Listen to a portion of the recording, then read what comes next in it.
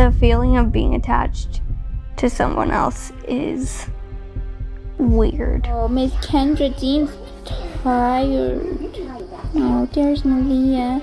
She has an NJ too because she doesn't eat very well. Conjoined twins are some of the most shocking births doctors ever face. These children come into the world already fighting for space, for breath, and for survival. Me and Erica were stuck together when we were born. Two bodies stuck together, two brains trapped in one frame. Some could only live if the other died. Some shared a single heart. Some carried a twin that never fully developed but still clung to their body.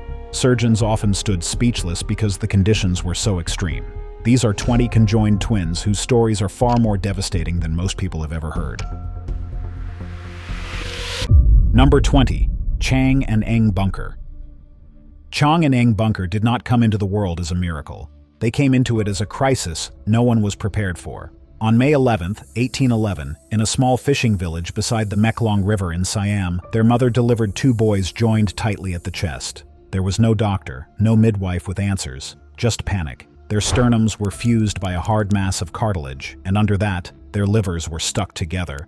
In that time, no one on earth knew how to separate twins like this. If anyone tried, both children would die. Their parents had no money and no medical options.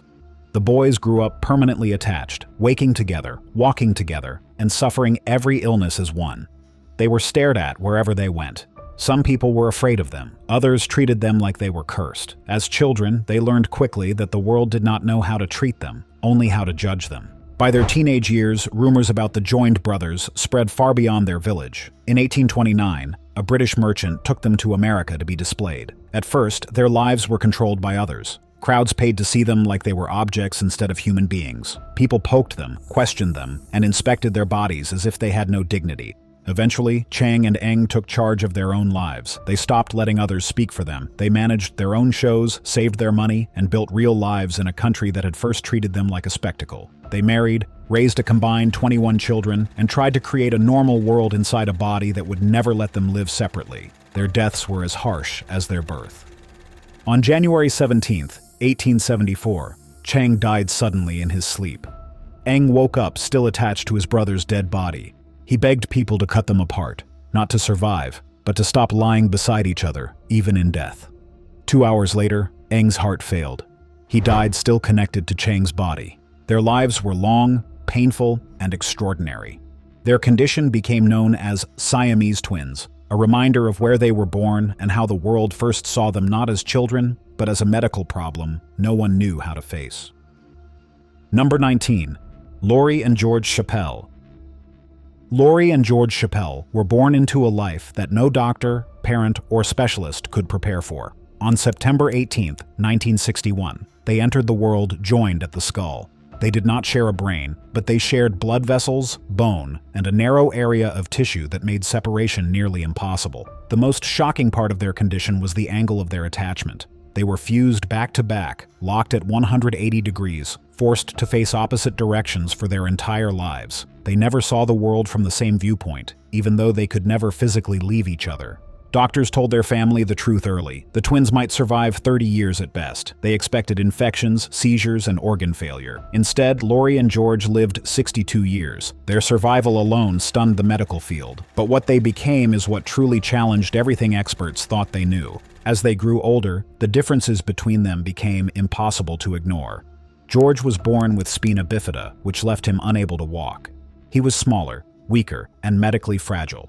Lori became his mobility. She pushed him everywhere on a wheeled stool. Every trip to the bathroom, every meal, every appointment. Each action required cooperation. Nothing was simple. Nothing was private. But what shook people even more was the fact that Lori and George lived as two different genders. Lori identified as a woman. George identified as a man. They dressed differently. Their interests were different. At one point, surgeons offered separation. The risk of death or severe brain damage was extremely high. Lori and George refused. They were certain about one thing. They did not want to be cut apart. They did not want anyone deciding who got to live or who would die on the operating table. On April 7, 2024, at the hospital of the University of Pennsylvania, both twins died together. Their story was not about being stuck together. It was about holding on to identity and choice in a situation that offered almost none. Number 18. Ronnie and Donnie Gallion. They spent every second of 68 years staring into each other's eyes, and they wouldn't have chosen differently. October 28, 1951, in Dayton, Ohio, Donnie emerged first, then Ronnie, fused at the abdomen, facing one another in an embrace that would never end. They shared a digestive tract and bladder, but possessed separate hearts, lungs, and minds. Separation was impossible. Yet the twins defied it all, touring across America, Canada, and Latin America, outliving every prediction made about them. In 2009, a blood clot in Ronnie's lungs nearly claimed them both, and recovery demanded round-the-clock care, sustained only through donations and community support. 2014 brought triumph. They shattered Chang and Eng Bunker's record as the longest-lived conjoined twins in history, but the victory proved fleeting. On July 4, 2020, at 68, congestive heart failure took them in hospice. 6 years past anyone's forecast, the Gallion twins lived an entire lifetime face-to-face, and they chose no other way. Number 17. Christa and Tatiana Hogan. Christa and Tatiana Hogan were born on October 25, 2006 in Vancouver. They were delivered with their heads joined and were given only a 20% chance of survival. Doctors prepared their family for the worst, but the twins lived, grew, and continued to develop far beyond every prediction. What makes Christa and Tatiana different from almost any other set of craniopagus twins is a rare physical structure connecting their brains. A piece of tissue known as a thalamic bridge links the thalamus of one twin to the thalamus of the other. The thalamus is the part of the brain that handles sensory information and motor signals. Because these areas are connected, information travels between the two girls in a way doctors had never seen before. The effects are astonishing. Tatiana can see through both of Christa's eyes. Christa can see through one of Tatiana's. When Christa tastes a food she does not like, Tatiana reacts, even if she has not eaten anything. If you tickle one twin, the other laughs. Their bodies respond to the world as if they share parts of a single nervous system. Motor control is also divided in unusual ways. Tatiana controls 3 arms and 1 leg. Christa controls 3 legs and 1 arm. They cannot separate these movements. Every step, every reach, and every small action must be coordinated together. Because of their shared brain structure, separation surgery has never been considered. Removing the thalamic bridge would likely kill one or both twins, or leave them with devastating brain damage. Today, at 19 years old, Christa and Tatiana continue to grow and learn. Their lives give scientists rare insight into how the brain processes information and how identity forms. Number 16. Safa and Marwa. They went into the delivery room expecting 1 baby, but they emerged with 2, joined at the top of the head. On January 2017, in Charsada, Pakistan, the delivery room erupted in chaos when a family expecting 1 child discovered their twins were fused at the crown, gazing in opposite directions. Safa and Marwa had already defied death simply by drawing breath. Most conjoined twins never survived their first day, but survival posed a crueler question. Could they ever be freed from each other? Pakistani doctors offered only silence. Then, autumn 2018. 19 months old, the twins landed at Great Ormond Street Hospital in London, one of perhaps 5 places on Earth where surgeons even dare attempt the impossible. Hours blur on the operating table, yet against every odds, both girls emerge alive. Through months of grueling rehabilitation, they relearn everything, and in July 2019, Safa and Marwa walked out with their mother, grandfather, and uncle, heading home as 2. As one of the few conjoined twins who have survived separation, Safa and Marwa's journey isn't just about medical innovation, but about hope and what's possible. Number 15. Patrick and Benjamin Binder. Patrick and Benjamin Binder entered the world on February 2, 1987, in Ulm, Germany. They were 7 months old when doctors discovered the full extent of their condition. The boys were joined at the back of the head. Their brains were separate, but their blood vessels were tangled together in a way that made separation almost impossible. German specialists told the parents the truth without hesitation. Surgery would almost certainly kill one or both boys. No hospital in the country would attempt it. Their parents were desperate and grieving. They searched for another answer and eventually received an invitation from Baltimore, Maryland. Dr. Ben Carson, the director of pediatric neurosurgery at Johns Hopkins Hospital, believed he could attempt the surgery despite the extremely small chance of success. The Binders accepted because they had nowhere else to turn. The operation began on September 4th, 1987. 70 medical staff worked for 22 hours straight. It was one of the most complex surgeries ever attempted on conjoined twins. When it ended, the impossible had happened. Both boys survived the operation. Newspapers around the world celebrated it as a miracle of modern medicine. Cameras followed the parents. Headlines declared victory. But the real story was far darker. Patrick never regained consciousness. He remained in a vegetative state, unable to move, speak, or respond. He lived like that for years, until his body finally gave out. Benjamin showed small signs of awareness, but never learned to speak, walk, or live independently. His condition slowly worsened. His abilities decreased, not improved. Over time, the media stopped reporting on the twins because the truth did not match the miracle the world wanted to believe. The family suffered the most painful outcome imaginable. They had asked for a chance at life for both boys. Instead, they endured decades of decline, financial strain, and emotional devastation. Number 14. Masha and Dasha Krivoshlyapova. They were declared dead at birth, but they spent their first 6 years as lab rats. On January 3, 1950, in Moscow, Soviet Union, a seamstress named Ekaterina Krivoshlyapova labored for 2 days and 2 nights. No one knew she was carrying twins, as an ultrasound wouldn't exist in the USSR for another 8 years. But after giving birth, Ekaterina was told her babies died at birth. But unknown to her, she had twins joined at the waist, at a 180-degree angle, with 2 heads, 4 arms, 1 leg each, and a vestigial 3rd limb at their back. They shared a blood system, but had separate nervous systems. To Soviet physiologist Pyotr Anokhin, they were perfect research subjects. And for the next 6 years, the twins were subjected to experiments that can only be described as torture. They were injected, burned, subjected to extreme temperatures, electrocuted, and kept forcibly awake for days in experiments that were documented on film by the USSR Academy of Medical Sciences. But in 1956, 3 years after Stalin's death, the experiments ended. After a troubling life, Masha's heart stopped around midnight on April 13, 2003. Hours later, Dasha followed, both dying at the age of 53. Number 13. Millie and Christine McCoy. Born into slavery on July 11, 1851 in Whiteville, North Carolina, Millie and Christine McCoy arrived in a world that would test them in unimaginable ways. Connected at the lower spine at approximately a 90-degree angle, they weighed a combined 17 pounds at birth. Sold at 10 months old, kidnapped multiple times, and exhibited as curiosities, the twins were passed between owners like property. Yet something remarkable emerged from this darkness. When Joseph Smith and his wife took custody of the girls, they did something extraordinary. They educated them. After emancipation in 1863, they chose to continue working with the Smiths, achieving financial success that allowed them to purchase their birthplace. Separation was never possible, as physicians determined they shared portions of their pelvis and spinal cord, but they never wanted it anyway.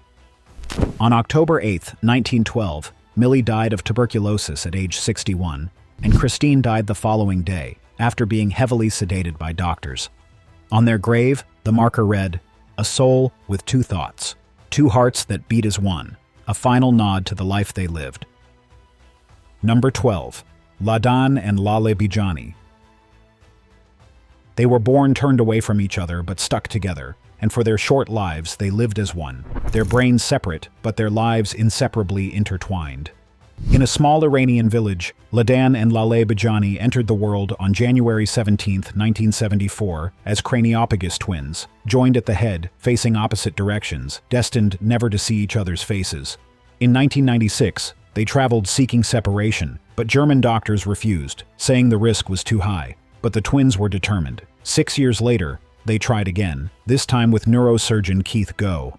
But despite warnings that success was unlikely, the girls insisted. Their quest made headlines. The world watched as they prepared for surgery, for independent lives, and for a future they'd never known. But during the 48 hours of surgery that would set them free, they died while still under anesthesia. They had lived together their entire lives. In death, they finally got their separation, buried in separate graves in their home village. Their courage in seeking independence cost them everything. Yet their story advanced medical knowledge and inspired countless others. Number 11. Daisy and Violet Hilton. Daisy and Violet Hilton were born on February 5, 1908, in Brighton, England. They were joined at the hips and buttocks. They shared blood flow but not major organs, which meant they could not be separated safely. Their unmarried mother, Kate Skinner, panicked when she saw their condition. Instead of keeping them, she handed them over to her employer, Mary Hilton, who immediately realized the twins could be used for profit. From that moment on, Daisy and Violet were treated less like children and more like property. By age 3, they were placed on stages across Britain. People paid to stare at them, touch them, and question them. At 5, they were taken across Germany and Australia. They had no control over their lives. They were displayed, pushed, and forced to perform while the adults around them collected the money. In 1931, when they were 23, the twins finally fought back. They sued the managers who controlled them. The case exposed years of exploitation, abuse, and financial theft. Daisy and Violet won their freedom and $100,000 in damages, but freedom did not erase the scars of the past. For a short time, they built careers in vaudeville and film. Their fame slowly faded as entertainment changed, and the public moved on. They struggled to find steady work. Eventually, the twins took jobs at a grocery store, working at the produce counter. On January 4th, 1969, the twins, who were 60 at the time, failed to show up for their shift. A concerned co-worker called the police. Inside their small home, officers found both sisters dead. The Hong Kong flu had taken their lives. Daisy died first. Violet, still attached to her sister's body, lived alone with her for 2 to 4 days before she also died. Number 10. Callie and Carter Torres. When Chelsea Torres discovered she was pregnant in 2016, her joy turned to shock when doctors told her she was carrying conjoined twins. Some suggested termination, but Chelsea refused, knowing she wanted to keep them from the start. Born on January 30th in 2017 at Texas Children's Hospital, Callie and Carter are omphaloscopous twins, sharing just 2 legs and 1 pelvis, but having 2 separate torsos that face each other. Doctors gave them 24 hours to live after birth, but 8 years later, they're thriving in Idaho, riding bikes and arguing like any siblings. Chelsea and her husband Nick have no plans for separation surgery, calling the 24-hour procedure extremely risky. To the Torres family, there's no reason to fix something that isn't broken. Number 9. Kendra and Malia Herrin. They shared a kidney, a liver, and each controlled 1 leg. But for 4 years they lived as one, until the stories changed. On February 26, 2002, Kendra and Malia Herrin were born at the University of Utah Medical Center, joined at the abdomen and pelvis. But there was a problem. They shared 1 kidney, and Malia would need dialysis if separated. Medical ethicists in the United States and Europe debated whether it was ethical to separate them because of the additional risk to Malia, but the family decided that separation gave both girls their best chance at a normal life. On August 7, 2006, 6 surgeons began a procedure that would last nearly 18 hours, with an additional 8 hours of surgery the following day. Kendra kept the kidney while Malia needed a transplant, but 6 weeks later, they came home to North Salt Lake, Utah, in separate beds for the first time, and Malia immediately began dialysis. After a successful kidney transplant in 2018, Kendra and Malia, now in their 20s, are social media influencers, sharing their journey on TikTok and YouTube. They've learned to walk with prosthetics, drive cars, and navigate life independently. The surgery that once sparked international debate now stands as testimony to medical innovation and a family's unwavering faith. Number 8. Trishna and Krishna. When their parents left them at an orphanage, twins Trishna and Krishna faced a life of uncertainty, but fate smiled on them in the most beautiful way.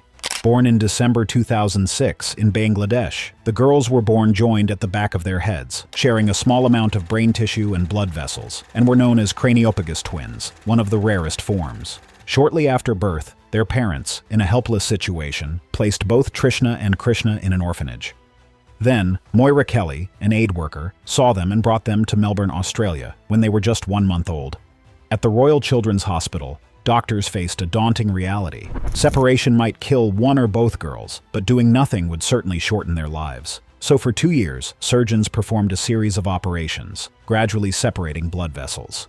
But on November 17, 2009, when the twins were nearly 3 years old, doctors began the marathon surgery that would last between 29 to 32 hours. Trishna woke first, talking and behaving normally. But Krishna's recovery was slower, as the separation had changed her body's blood circulation more dramatically. But they made it. 5 weeks after surgery, they were discharged with Moira Kelly becoming their guardian, and eventually their adoptive mother, raising them in Australia. From abandonment to international medical success and a loving home, theirs is a story of second chances and the transformative power of compassion. Number 7. Anna Grace and Hope Elizabeth Richards. On December 29, 2016, Jill and Michael Richards of Northern Texas welcomed Anna Grace and Hope Elizabeth Richards via C-section at 35 weeks, weighing a combined 9 pounds and 12 ounces. The girls were conjoined at the chest and abdomen, sharing their chest wall, the lining of their hearts, their diaphragm, and liver. For 13 months, they knew a sacred bond that continued even after their family relocated to Houston to be near Texas Children's Hospital, where doctors meticulously planned their separation. After months of planning, nearly 75 medical professionals from 8 specialties performed the 7-hour procedure on January 13, 2018. The sight of the girls in separate beds for the first time was a win for all, and after their discharge, both girls geared up for a life independent from each other. While they may require additional surgeries as they grow, their willingness to attempt the impossible will always remind us that modern medicine can work miracles when expertise, technology, and compassion converge. Number 6. Yigit and Derman Evrensel. The doctors recommended termination after they were born, but their parents, Fatma and Omer Evrensel, refused. On June 21, 2018, in Antalya, Turkey, Yigit and Derman Evrensel were born joined at the head, but raising craniopagus twins in Turkey proved impossible. Fatma couldn't leave them for even a second, yet she couldn't hug them or cradle them properly. Everything was difficult, and that included feeding, clothing, and daily life. Turkish hospitals lacked the experience for such a rare separation surgery until Turkey's President Recep Tayyip Erdogan and First Lady Emin Erdogan stepped in. In December 2019, they were sent to London's Great Ormond Street Hospital, where they underwent 3 major operations over 6 months. On January 28, 2020, the final separation was completed. The family returned to Turkey in June 2020 in a special air ambulance, and in 2023, Yigit and Derman celebrated their 5th birthday at Bilkent City Hospital in Ankara, where they continue physical therapy. Yet the Evrensel family from a small city in Turkey would never forget the miraculous journey of the boys who wanted to live. Number 5. Maria and Teresa Tapia. On April 8, 2010 in the Dominican Republic, Maria and Teresa Tapia were born omphalopagus twins, joined at their lower chest and abdomen, sharing a liver, pancreas, and a small portion of their small intestine. But their situation was just the beginning. 88% of the blood flow from their shared liver went to Teresa, leaving Maria approximately 20% smaller. Maria couldn't receive proper nutrition, and without intervention, both girls faced shortened lives. The Dominican Republic lacked the medical resources for separation, but the World Pediatric Project, a non-profit organization connecting critically ill children in developing nations with advanced medical care, stepped in. In December 2010, they were brought to the Children's Hospital of Richmond at Virginia Commonwealth University for evaluation. After months of study, the 20-hour surgery finally happened on November 7, 2011. Both girls recovered remarkably well, and Maria, who had weighed about 19 pounds, and Teresa, who weighed about 26 pounds, finally began to equalize as Maria finally received proper nutrition. Today, Maria and Teresa continue their lives in the Dominican Republic, their story a beacon of hope for families who face impossible choices. Number 4. Hassanatu and Hussainatu Jallow. On September 11, 2019 in Freetown, Sierra Leone, a young mother named Isatu went into labor expecting 1 child. But what emerged from that delivery room defied all expectations. Triplets of 2 daughters, joined at the chest and abdomen, and a son named Chernor Alpha was the result. While many families might have crumbled under such news, for Isatu and her husband Alucina, this was merely the beginning of an extraordinary story. The twins, Hassanatu and Hussainatu, shared a liver and the lining around their hearts, and Hussainatu, the weaker twin, relied on her sister's body to survive. But tragedy struck first. Chernor died from a fever just weeks after birth, leaving the parents more determined than ever to save their daughters. Then fate intervened through social media. A video of the twins, leaked by a nurse, went viral, and Zainab Bangura, a member of the Sierra Leonean community in the United States, saw the footage and refused to look away. By contacting specialists, the girls and their parents were brought to New York City in 2019 for a separation surgery that took 9 hours in February 2020. Today, the girls are thriving, walking side by side, occasionally fighting as any siblings would. Years after that fateful surgery, Hassanatu and Hussainatu are meeting all developmental milestones, living proof that determination and expert care can rewrite even the stories that seem impossible. Number 3. Amelia and Allison Tucker. Shelley Tucker was 20 weeks pregnant when she learned she was carrying twins, but her happiness quickly turned to shock when the ultrasound revealed conjoined twins.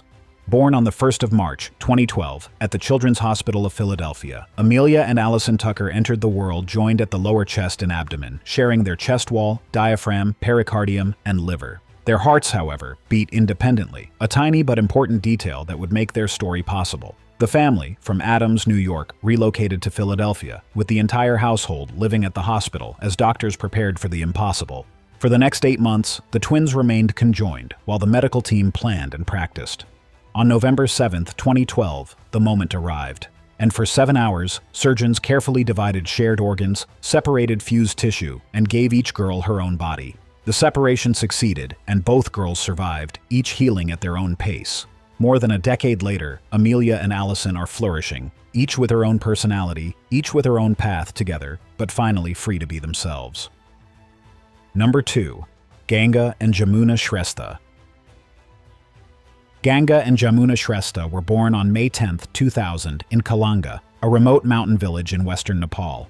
The moment they entered the world, it was obvious something was terribly wrong. They were craniopagus twins, fused at the tops of their heads and facing opposite directions. Their skulls were joined. Their blood vessels were intertwined. Their condition was one of the rarest and most dangerous ever recorded. In a region with limited medical care, their chances of survival were almost non-existent. Their parents tried everything to keep them alive. They carried the twins across dangerous terrain for medical help, but Nepal did not have the equipment or specialists needed. When the girls were 11 months old, they were taken to Singapore General Hospital in 2001. A team led by neurosurgeon Dr. Keith Goh prepared for a surgery that had never been attempted in such a complicated case. No one could promise survival. Every doctor understood that separating the twins might save one, kill both, or leave one severely disabled.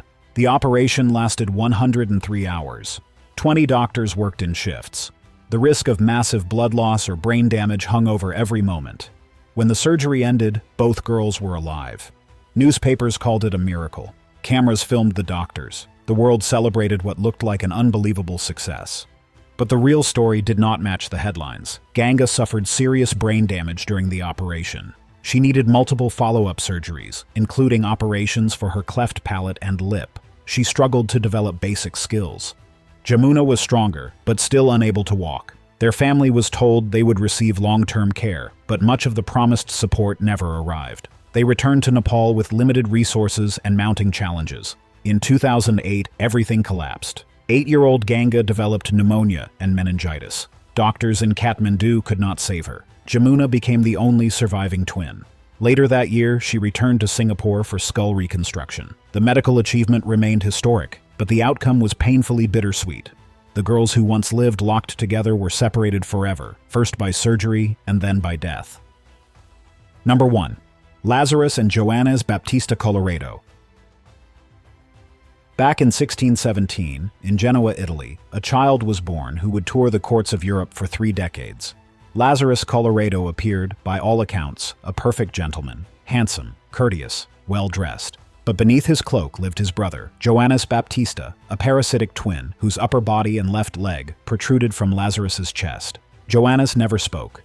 His eyes remained closed, his mouth hung open, and his breathing was faint and foul. But when touched, he would move his hands and ears and cry out weakly, proof of some dim consciousness trapped in an underdeveloped body. Yet Lazarus traveled extensively to Basel, Copenhagen, Scotland, and even the Ottoman Empire, carrying a portrait of himself and Joannes, hanging it outside his lodgings as an advertisement. But the most remarkable moment in their story came in France, where Lazarus killed a man in self-defense after being attacked.